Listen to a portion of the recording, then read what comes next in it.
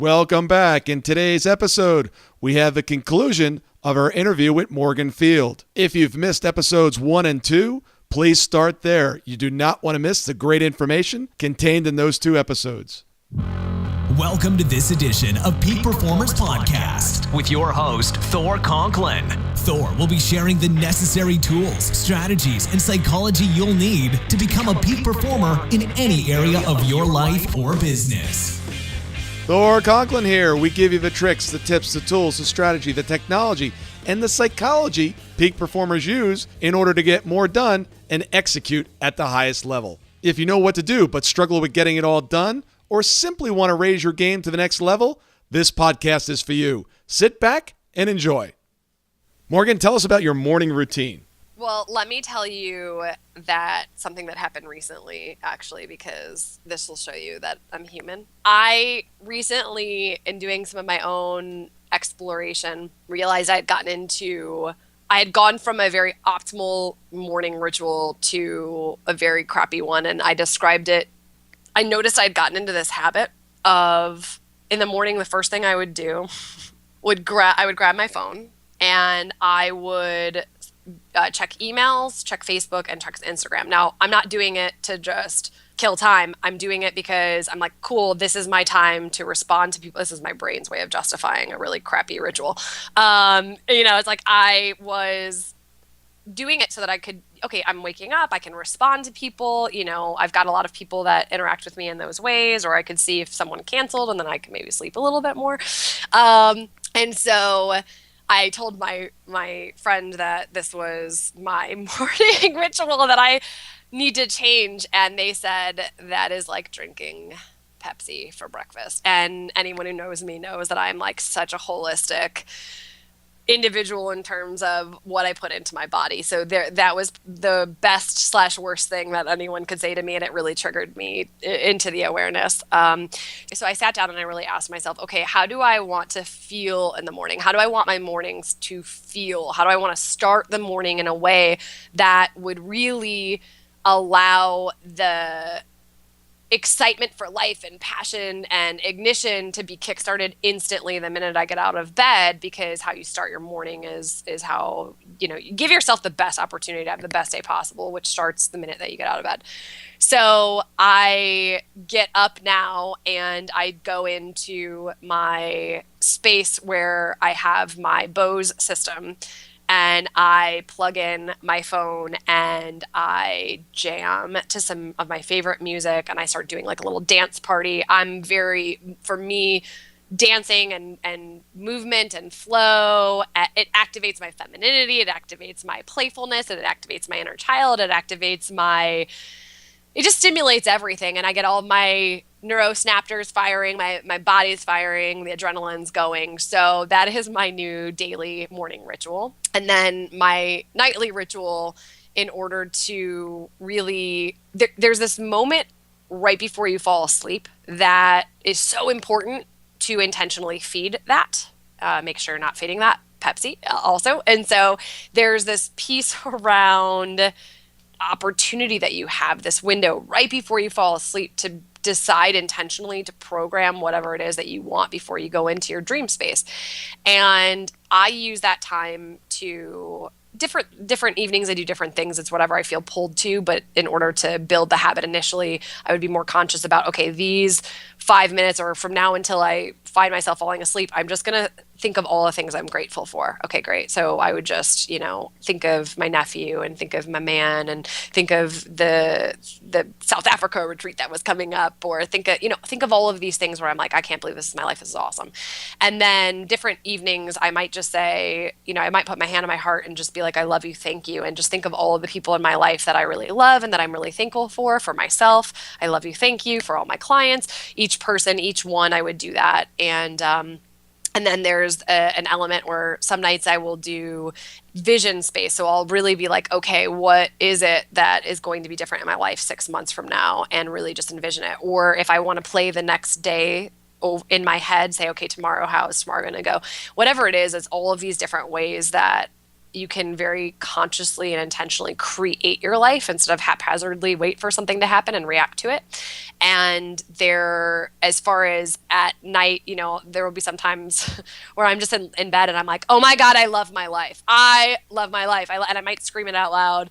And, and I do the same thing now when I wake up in the morning. It's just like, oh, I love my life, because I really, really do. And actually, there's a statistic. It's something like what we repeat. The thoughts that we have are like 70% of the same thoughts that we had the day before. It's somewhere around yeah. So when I heard that, I was like, wow, that makes so much sense, because the things that my brain repeats over and over and over and over again are, I love my life. I love my life. I love my life. I love my life. I'm so grateful. I love you. Thank you. My life is amazing. Holy crap. I can't believe this is my life. Pinch me, and so what do you think that does for every relationship that I have, for every business project that I'm working on? I mean, you take that energy and you put that into everything that you do. Awesome. Yeah. What's some of the best advice you've ever received? I can tell you the worst advice. That's the next question. Go ahead and answer that one first. Yeah, so the worst advice I ever received is, or one of the worst things. So I'll give you two pieces. One would be kind of romantic and one's business. I think those are the two puzzle pieces in our life that when whatever it is that we do for our 40 hours plus a week and whoever we spend it with, in our love, romantic interests, I feel like those are the two biggest puzzle pieces that really, if they're not right, our life feels, there's more yearning in our life. And so it feels a little off. So with relationship, one of the worst piece of advice I ever got, I remember when I stopped dating toxic ass clowns. So I had been in therapy and I was trying something new, and I was dating a really nice guy. And he really was. I mean, this guy was like. Now, was he a nice guy, or was he a guy that you were really into? So many times women go through this cycle of, let me date the bad guy because that's what I need, I want, I yearn for. And then they're like, oh, asshole. And then they go to the nice guy and they're like, oh my God, I need that bad guy back again. And they start going through this crazy 8 process. So was this one of these like rebound nice guys? Yeah, it was like one of my girlfriends calls it the fishtail, right? So you go from one extreme to the other, and then, who I'm with now is that in between, it's the really good mix of all of the pieces. And the nice guy, he had everything that on paper I was. Now, mind you, when I dated him, I was still training myself to focus on what I wanted, but I was still stuck in a lot of codependency from how I was programmed as a child. So, which is just complete making sure that everyone else comes before you and just people pleasing. And it would be selfish to put myself on my own priority list. And this was a residual pattern when I was dating this person. Very early on, I went to some individuals and I said, this guy is amazing and he's like my best friend and I really care for him and I have so much love for him. I just don't want to rip his clothes off. And the advice and feedback that I got was, you grow to love someone. You grow, that attraction comes later, and that chemistry comes later. That you can build that, and I think that's such bullshit, And I think that that's actually what causes that figure eight. Who told you that? No, never mind. Yeah. Never mind. I'm big on, I have no problem, and you'll see that in the book too. I'm really big on, I have no problem being a complete open book in my own life. I don't think that there's a need to throw other people. Yeah, no, you're right. That's just so painful to listen to. I'm just sitting here going, oh, please. Now, granted, looking back now, I understand these are people who love me, and these are people who watched me date one addict after another.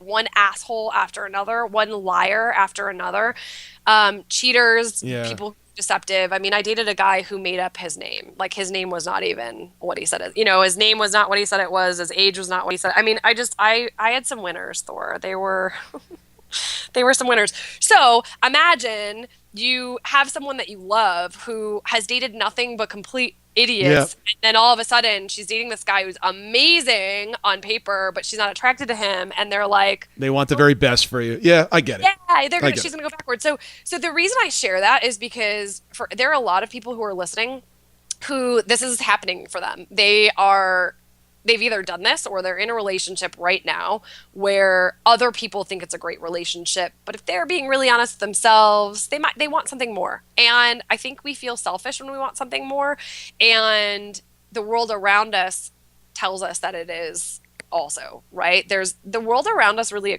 encourages us to settle. That's probably why settling is for suckers. That tagline is so triggering because the world is so supportive of settling, right? Yeah. Like, no, it's cool. I mean, you have someone, like this person is so close to what you want, right? Why don't leave? And it's just like, yeah, I knew intuitively in my soul, and as I, more awakened more and more, that I would be doing myself and this person a big disservice by being with them. And they could feel it, right? I mean, can you imagine being with someone who you could feel that they weren't super physically into you? I mean, talk about a self-esteem blow. Why would you even date someone that would feel that way? And I never outwardly said it. I found myself married in that situation. Yeah. Not easy. Yeah. And it's just, I'm like feeling that erosion of self-esteem. And then and I remember what it started to create was I wanted to get home after she went to bed. And then this way there was no denial or rejection, because it was like, well, if everybody's asleep, it's too late. And then I started that pattern. And of course that pattern didn't help the relationship, and it just feeds on each other. Wow. Yeah. I mean, if you, I call it like the epic, sexy, want to rip your clothes off attraction. Yeah. And I am a highly sexual person. Yeah. So that was like really difficult in a relationship like that. But I was committed to the relationship.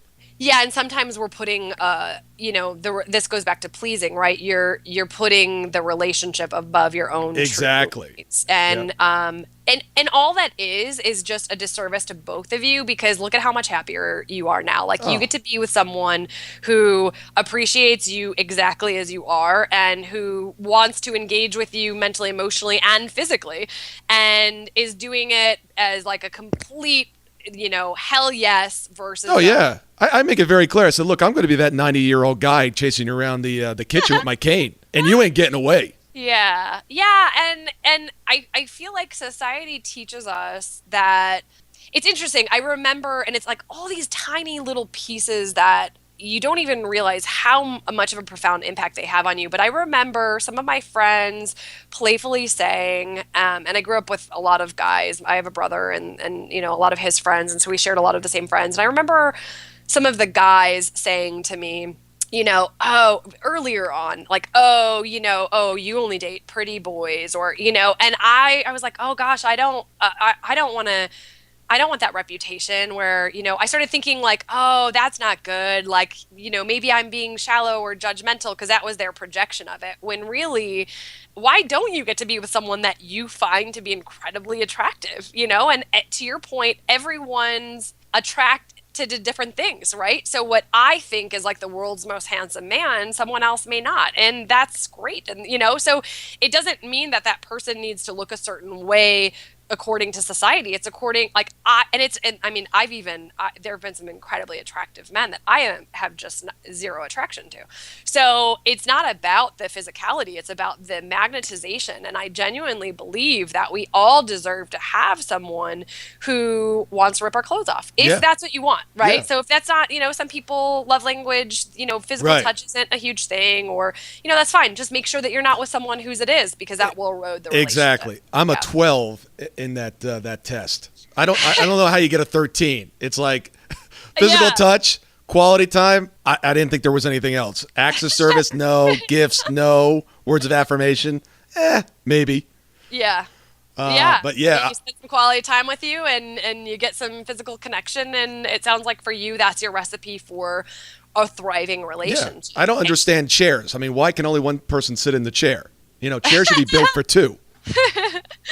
Yeah, yeah. So very clearly, even just listening to how playful you are, like you own it, and you are now unapologetic about this is what I want and need. I hear you say this a lot, actually. You're very upfront about what it is that you want in a relationship, what you need in order to thrive, because you'll never, I feel like once you've had like the crappiest experience in relationship, and you're awakened and ignited on all cylinders, you'll never go back. You're like, Yeah. I know the signal over here, and that red flag, and I'm not going to go there. So that's the love piece of it. The business piece of it, I remember when I was leaving, and these were similar people. I remember when I was leaving the corporate world, and the advice that I was getting. So talk about some of the worst advice that has ever been given to me, is that I should just stay.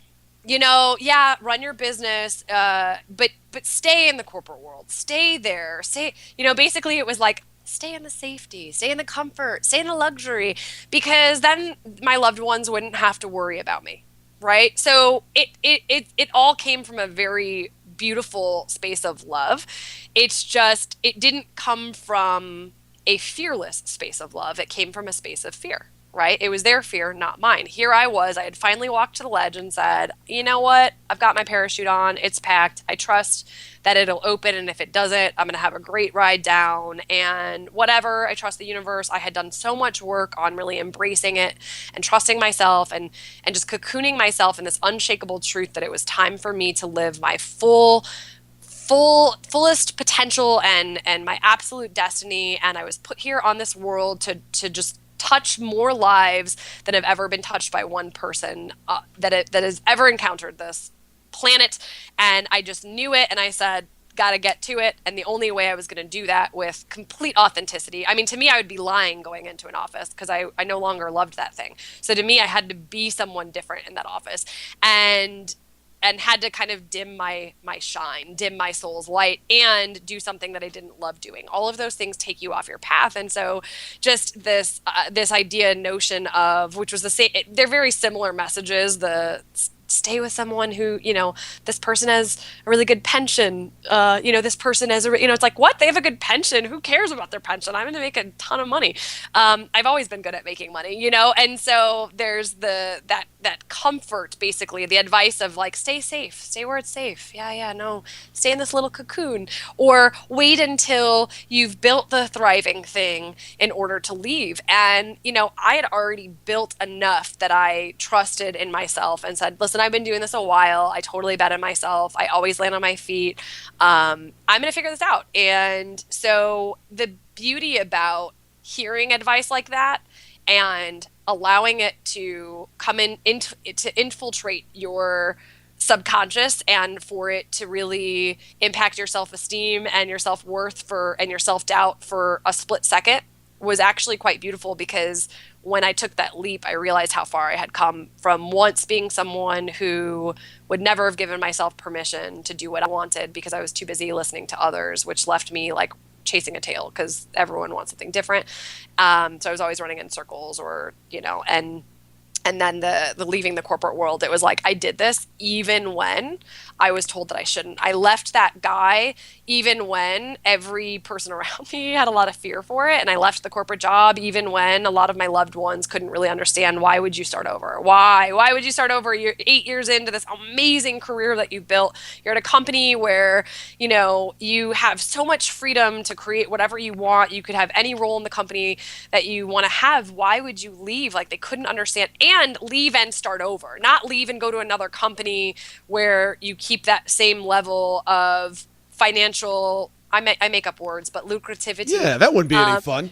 Yeah. So, and so it's like this whole starting over thing. And I just was like, yeah, you're wrong. And I pushed back and I said, I really bet on me. And it's now those same people see me in this relationship that I'm in now. And this is a gentleman, the guy that I'm with now, I've had a crush on him.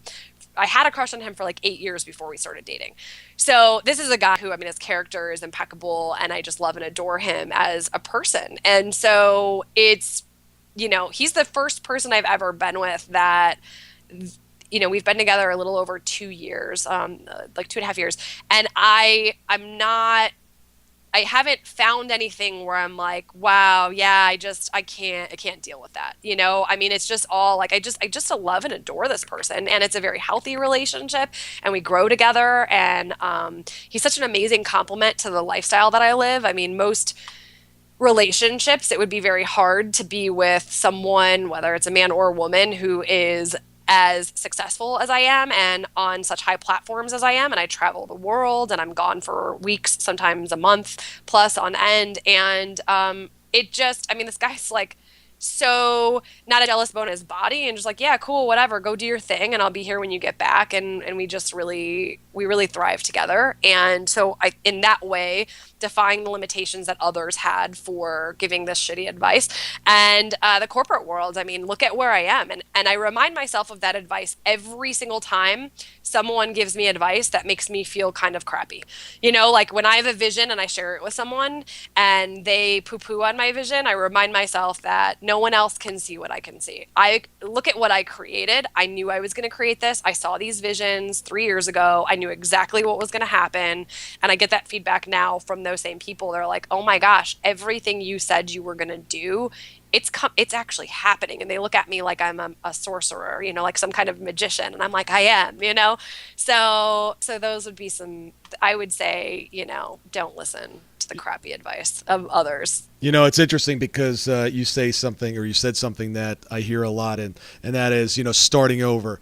I don't believe there is a chance to start over. All it is just a continuation on the path that might just be a different path. Because what you've learned, what you've acquired, it's a new direction. Could not agree with you more. And, Steve Jobs said you cannot connect the dots forward, but you can backwards. And looking back, the year before I left the corporate world, I started feeling like, okay, I've been doing this job for a long time. I'm at the top of the company.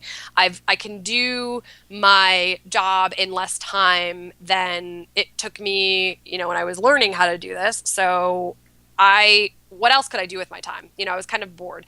And so I didn't have much going on in my personal life at the time other than toxicity. So I was like, okay, what could I do for myself that could really be a really good use of my time? And so I signed up to do a life coaching certification program at the same time as studying holistic nutrition, at the same time as getting a certification, a registered yoga teacher certification. And people now ask me, did you know that, did you purposely get those pieces so that you could host the retreats you do? Because I host retreats internationally, and we go, and there are different elements. I mean, if you think about it, it's epic, sexy you. So we do the adventure, and we touch on the epic, the sexy piece of the body, and then we do the unapologetically you. So we're handling psychology and strategy, and I use holistic nutrition elements. I use the intuitive coaching to share the messages that come through. We do different adventure pieces, so I could actually see how viscerally people respond and react to fear and play, so I can see how that's impacting their life in other areas and holding them back from the things that they want. So it's all of those pieces that I was learning that at the time made no sense to me, but I'm able to connect the dots backwards. And oh my gosh, did I learn how to run a business by working for 8 years at the company that I did. The company I worked for, I loved. And they were so good to me in terms of the amount that they trained me, in terms of how to make a business run very smoothly. And also I watched a lot of companies, I did consulting, and so I watched a lot of companies really screw themselves and do some stupid stuff. And so I was able to take all of those golden nuggets of information and learn how to do marketing and how to do social media and how to handle, human resources and how to review contracts. And, I really understand the intricacies of running a business, and there isn't a day that goes by where I don't giggle because I bump up against something and go, yep, learned that in the corporate world. So I think sometimes too there is that fear when people take the leap. They do think they're starting over. It's a perception. And if you change your story to how can I use everything that I've already learned so that can be my diving board, it's a game changer. Yeah, one of the companies I bought was in an industry I knew nothing about. And the clients spoke a language that I didn't speak. But I was like, hey, let's just do it. Let's go for the adventure. I always think there's always something to go and do, and it's not starting over. It's just continuation. Yeah, completely. Please share with us how the audience can get a hold of you and what you're currently doing. Yes. So you can go to www.epicsexyu.com. So that's EPICSEXYYOU.com. There are 2 Y's. So epicsexyu.com. And, 2016, everything is sold out. So good problem to have, bad problem to have. There's still books. So you can get your book on Amazon. You can, on that link, actually, you can learn a little bit more on the homepage. There will be a link to the book, so you can learn a little bit more about the book, or you can just go directly to Amazon and just type in Epic Sexy You, 3 separate words. It'll pop up. So when I say everything in 2016 is sold out, the retreats are sold out for 2016, and I have a wait list for one-on-one coaching spots. So what I would say right now, actually, what I'm working on is I'm working on an insider program. So it's SE Insiders, Epic Sexy You, so SE Insiders. And what it's going to be is an opportunity for people to have front row access to any programs I create moving forward, to be able to be in the know about any of the retreats that come out and really have first in line. And the SE Insiders are going to be the people who are going to have the co-creation ability to really guide what it is that they need on their next journey. So one of the things that I feel like has made me very successful in my business, and that I watch that some other coaches maybe don't do, is I allow my tribe to create the content. I don't say, I think they might need this, and then I create it. I go to them and I say, what do you need? Or in the coaching sessions, I look for patterns. Okay, these are the things that everyone I'm working with is dealing with. What can I create to really get to the root of this and reframe it so that they can free themselves from this and be liberated? So the insider program will be those individuals that are part of that will get to help with the co-creation and say, hey, this is what I need. And once I see the patterns, we'll create that way. So right now that hasn't launched. So what I would say is on the homepage at epicsexyu.com, just go and sign up for to be in the know. There, you just drop your email, and as we move forward, when the 2017 retreats, when we launch those, and as we do this SE Insider program, once that launches, you guys will be the first ones to know about that information, so that you can be in the know. Yeah, and then what else is coming up? So I have one of the things that's coming up, which is awesome, but it's sold out, is a trip to South Africa, which I'm so excited about.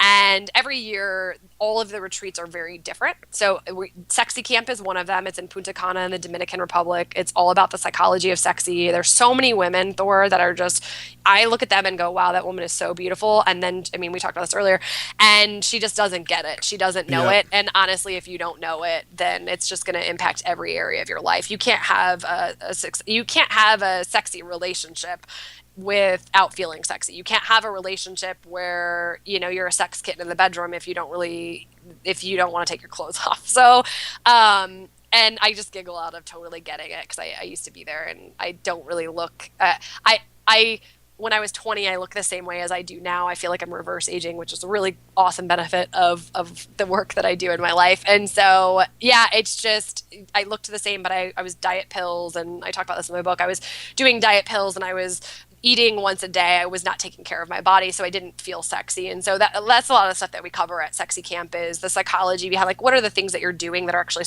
sabotaging you from feeling sexy. And then, so South Africa, that's coming up, and it is... That sounds amazing.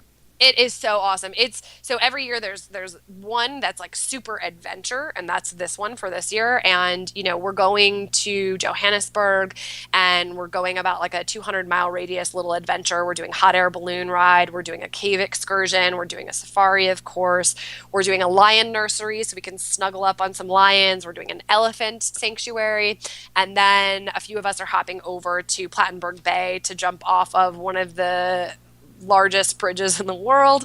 And then we're going to hop over to Cape Town and we're going to go skydiving and to a penguin beach. And so everything that we're doing, yes, we're having these adventures and it's an amazing experience. And there's always a coaching topic so that every experience is tied in tandem to liberating yourself from some kind of psychology that is getting in your own way from the things that you want. So that's coming up. I'm super excited about it. And then the audiobook. So Enough Men took the Man Challenge for the book and they wrote in and they said, this is really great as you move forward. I know that you work with women, but as you move forward, is this something that you'll create events for men? Will you create, an audiobook for guys? Like, what is it that, we want to play too? So I do listen. Like I said, I let my tribe create content. And, at the beginning the tribe was women. And the more notoriety the brand has, the more men are paying attention and the more men are asking for things. So the audio book is going to be for men and women. I'm actually in the process of interviewing a bunch of guys and getting a man panel together to get the insight of how do the men relate to it. So Thor, I feel like I'm coming for you. I'll be hitting you up. So bring it on. Yeah, you've got the sexy voice. So I feel like you should be on the audiobook. So I get in based on the voice, huh? Yeah, that's right. Your voice and he's not very smart, but he's got a good voice. Call it like I see it. So, just joking. So, yeah, yes, there's so many amazing things. There's a workbook I'm working on to go in tandem with the book itself, and I know that I just really need to sit still so that I can slow down. I don't think that's going to happen. Just speed up. I know, but I just know intuitively I keep hearing slow down so you can speed up. So I feel like I'm going to immerse myself in a creation station in some point in December, January, so I could get everything launched. That's why it's so important right now to sign up, to be in the know, so that as these things come out, you're the first one that really gets to hear about what it is that's going to be going on for 2017. And in 2016, when I say things they sold out without even having to go live to the public to market. The only people that heard about the information were people who were already in the tribe in some way, shape, or form. So it is even more, that's why this insider program, there's such a demand for it. So, and I'm going to figure out a way, initially this membership portal, this SE Insider membership portal is going to be very heavily directed towards my ladies because of all the content that I have built that is so powerful for women. And as I move forward, I'm hearing you guys. I hear you. The audiobook is coming for you. And I know that there's so many, in order to touch the amount of lives that I want to touch while I'm here, I will absolutely, beyond a shadow of a doubt, be helping my soul brothers on their expansion and journey as well. So I will absolutely do that as things move forward. Awesome. Well, we come to the most difficult part of the interview for you, as you have now taken the top spot on the longest interview in the history of Peak Performance Podcast. You're welcome. So here's the challenge. Now, I know you're very good. However, this is going to be challenging for you. You're going to make me say something succinct? Because that's shitty. Okay, well, go ahead. Spoiler alert. We have a rapid fire execution round. Oh, okay. Yeah, these are always challenging. Okay. In 1873, Cattleman designed a .22 revolver, and it had 12 shots. You're going to have 12 questions, and you're going to have 2 minutes to answer all 12. Oh, boy. Why 2 minutes? Peak performers know that if they can do something in 2 minutes, they don't put it on their to-do list. They simply knock it out. So, are you ready to knock out 12 questions in 2 minutes? Let's do it. Okay, this is going to be challenging. It is a challenge because the tagline of my book is no limits, no rules. So, as I'm hearing you tell me these it's rules, a rule. Fire, I'm like, blah, blah, blah. You can do it. Yeah. All right. Your top goal for 2016. Oh, yeah. See, this is where I'm already. God, I already feel like I accomplished it. I feel like it was to get the book out. Awesome. The one thing you must do every single day. Gratitude. How old were you when you knew you could be successful? Genuinely 30. Name the one thing you did poorly last year, but you actually do it better this year. Really? Sustaining momentum. Your favorite thing to do when you're not working. Oh my gosh, I love working. Hanging out with my man and my doggy. Name the best decision in business you've ever made. Oh, to start my business. Name a profession that you'd like to attempt other than your own. Ooh, real estate. One thing you were told that turned out to be the most true. Ooh, I'm fucking awesome. Number one thing you'd like to learn in the next 6 months. Ooh, what do I want to learn in the next 6 months? Oh, that's so hard to pick one thing.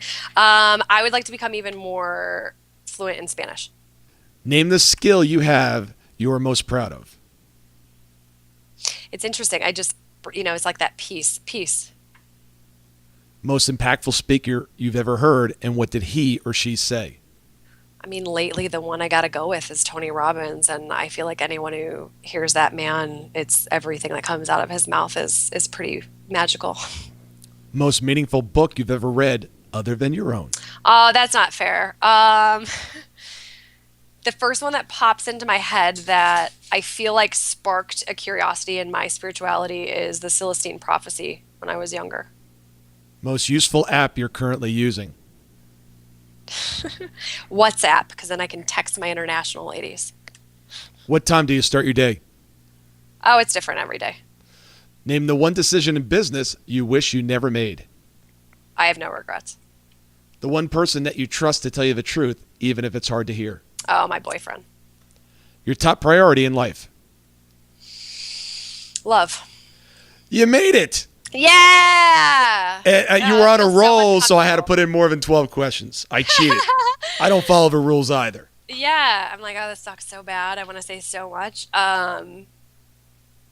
Yeah. Well, sometimes when you don't give yourself too much time to explore, you just have to go with the first thing that comes up. And I say the first thing is always your intuition, and the second thing is always self-doubt. So you just got to roll with whatever the first thing is. Well, and you do have a chance to leave us with some parting advice. I think the best investment that I know in every single fiber of my being that the best investment you will ever make is yourself. And I feel like if you allow society to create the rules and define things for you in terms of how you invest, then you will be saving for when you're 65. And you will be investing hundreds of thousands of dollars on education that you may not even learn a damn thing about yourself.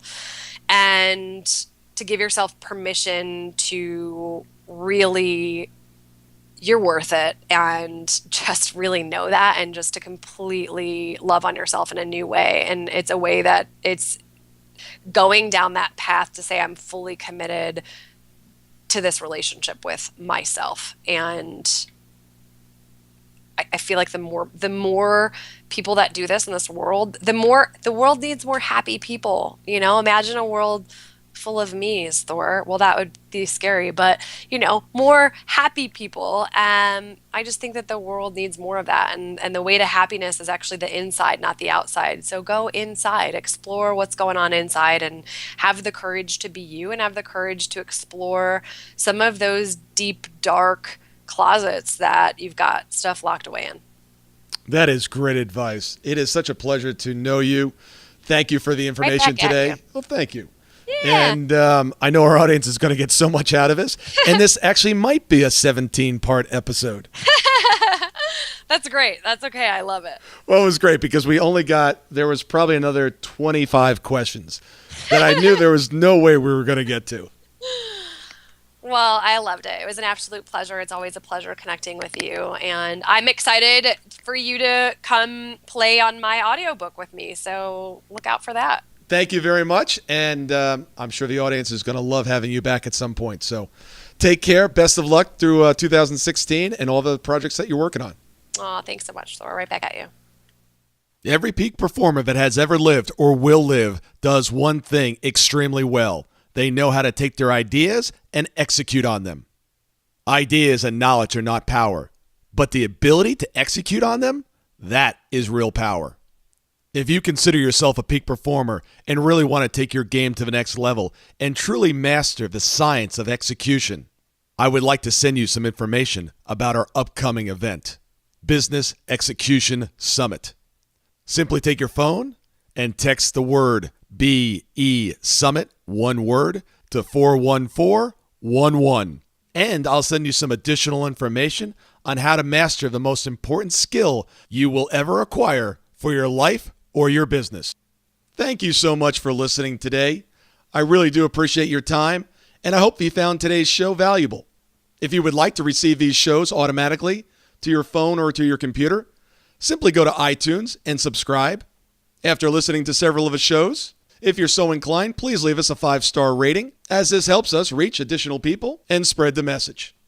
If you're truly committed to taking your life to the next level and doing whatever it takes to become a peak performer, but something's holding you back, something is blocking your way, and you just can't seem to figure out what it is, send me an email to info@thorconklin.com, and I'd be more than happy to get on the phone with you. We'll schedule a 15-minute discovery call. No obligation, no cost. I absolutely love to hear from the listeners, and if there's something I can do to help, I'd be more than happy to do that. Also, if you found something of great interest in today's show and you want to share that with your friends and family, simply go to my Facebook page, Thor Conklin, click on the episode, hit the share button, and share it on your page. You can follow me at Twitter at Thor Conklin. The website is thorconklin.com. We're constantly adding new free resources, discussing additional tricks, tips, tools, and strategies on how to be a peak performer. Remember, I try to keep these episodes short so you can listen to them during dot time, doing other things, commuting, driving, walking, working out. Decide to be a peak performer in all that you do. And until tomorrow, have an absolutely amazing day.